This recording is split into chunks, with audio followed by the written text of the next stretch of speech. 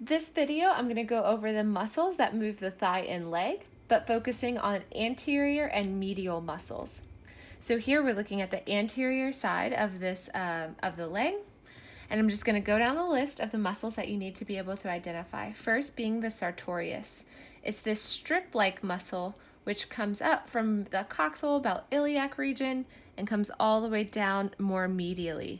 So this is the sartorius, this thinner band-like muscle. It's labeled number 31 on this model. You can see it over here on this side as well. So remember, I may go over a particular muscle just on one side or the other. You should be able to identify it on both sides. They're located in the same area, okay? So that's the sartorius. Next is the tensor fascia latae. So here, right here, tensor fascia latae. You can see it on this side, right here, tensor fascia latae, right? It will be connected to that iliotibial band, your IT band.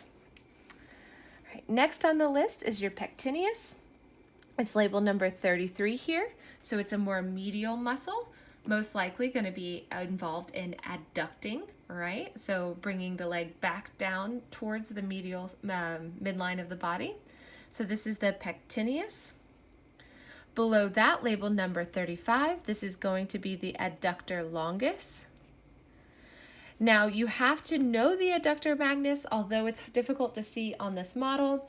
The adductor magnus is also an adductor muscle, again, bringing the leg back down towards the midline, adduction, right?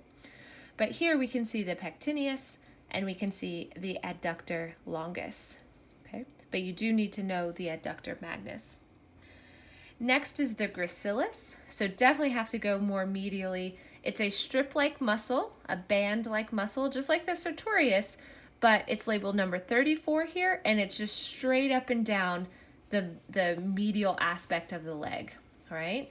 So whereas the sartorius, we can see very prominently on the anterior aspect of the leg, and it kind of comes down from the iliac region and then goes medially. The gracilis is just straight up and down the medial aspect of the leg, okay? So that's the gracilis. Now we're going to talk about, and you can see it on this side too. This is the gracilis as well. Over here, this would be the pectineus. This would be the adductor longus. Now let's talk about the quadriceps femoris group. Quadriceps, quad meaning four. There are four muscles that work together in unison to carry out extension of the leg at the knee. So let's talk about the four muscles of the quadriceps group. So you should know that these four muscles make up the quadriceps femoris group, but you should know them individually. The first one, labeled number 32 here, it goes straight up and down, right? The anterior aspect of the leg. This is going to be the rectus femoris. Rectus means straight up and down, just like the rectus abdominis, straight up and down group of muscles, rectus femoris, okay?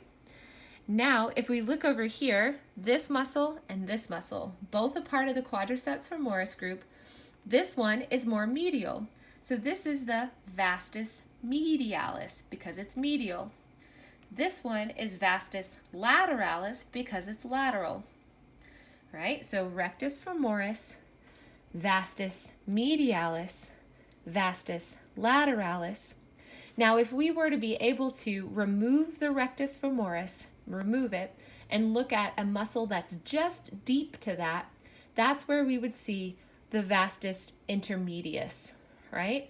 Now, we can't identify it on this model because we can't remove the rectus femoris, but you do need to know that what the action it carries out and that it's a part of the quadriceps femoris group. You can see all those same muscles on this side. This would be the rectus femoris.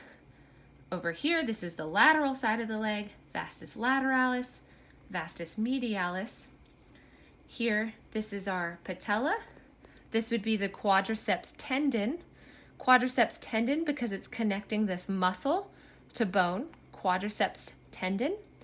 And then distally, this would be the patellar ligament, all right? Or we can call this the patellar tendon, or like I think I have it listed as patellar tendon. So that's going to be more proximal. And then distally, this is the patellar ligament.